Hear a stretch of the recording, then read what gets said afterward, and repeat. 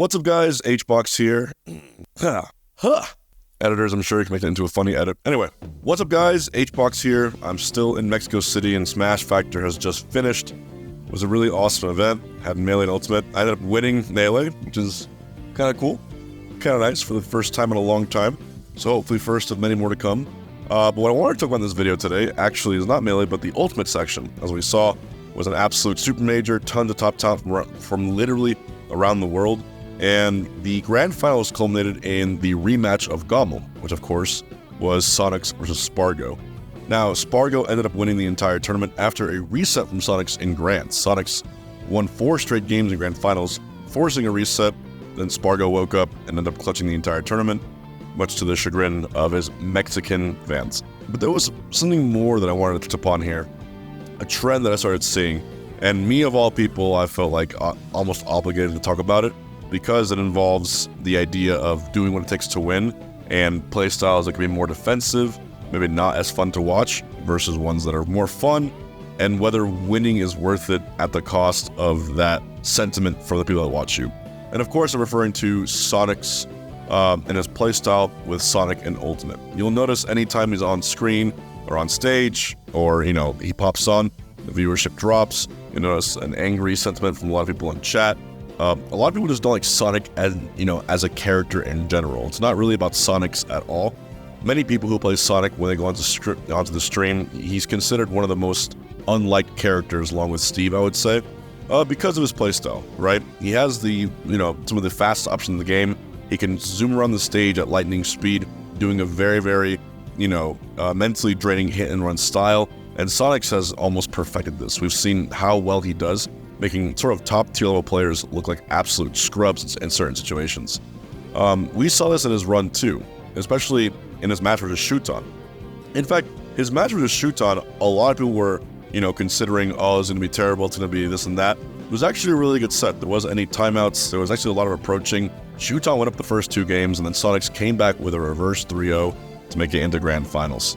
But one very, very telling part about this entire tournament was when he was playing Gluttony. When he was playing Gluttony, I believe it was top 16, and the first game of Sonic versus Gluttony went to a timeout on Battlefield. Thing is, Gluttony is a fan favorite. Of course, he's the pride of Europe. He plays Wario, which is a character that's pretty much liked by a lot of people, more so than Sonic, obviously. And when it went to timeout, I heard one of the loudest boos I ever have from any Smash crowd ever. Oh my! No! No way! No way! No! Oh my God! No, this Not is like this! true pain. Wow, that was so clutch, man. I can't believe it. That one was going for the books, man. Oh my God.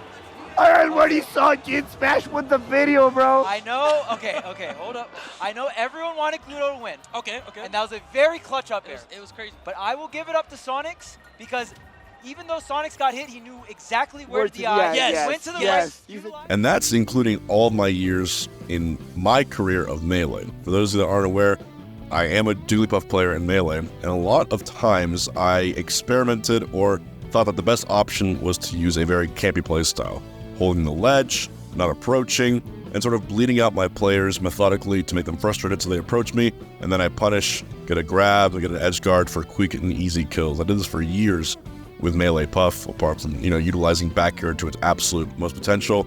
This rubbed a lot of people in the wrong way with Puff. And I can't help but see a similarity with Sonic here and Sonics. Now, Sonics as a person, him and I are pretty different, Whereas I am the perfect storm of unlikability with playing my character and my over-enthusiastic pop-offs, which is just how it got here, I guess. Sonic is actually a much more reserved player. He'll win a game. He'll win a super tight game 10 last tuck hit situation, and when he wins, he just sigh of relief, So first off, I think when it comes to winning and how he holds his pride and sportsmanship, I think he's actually one of the people that does it right, especially given his playstyle. But a lot of the times, that's not enough for people. People invest their time into an event, into any sporting event, right? They put hours of their day, especially on a weekend or like a Sunday night like last night, watching this tournament to see their favorite player win or just to see how it goes along.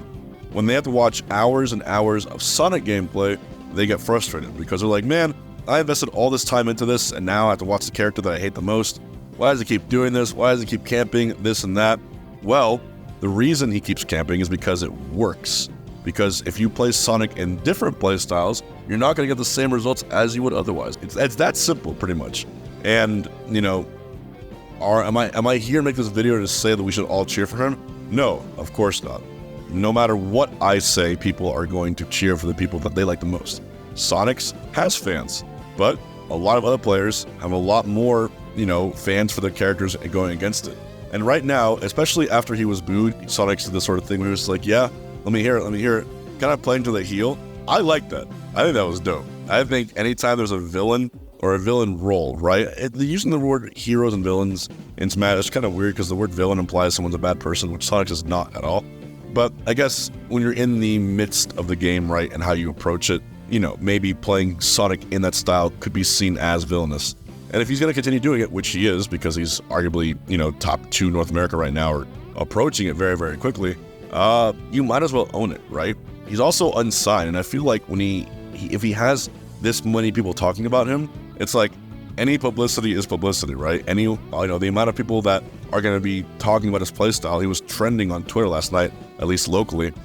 You know, when you have this many people with you on their mind, that's a brand, right? That's a brand.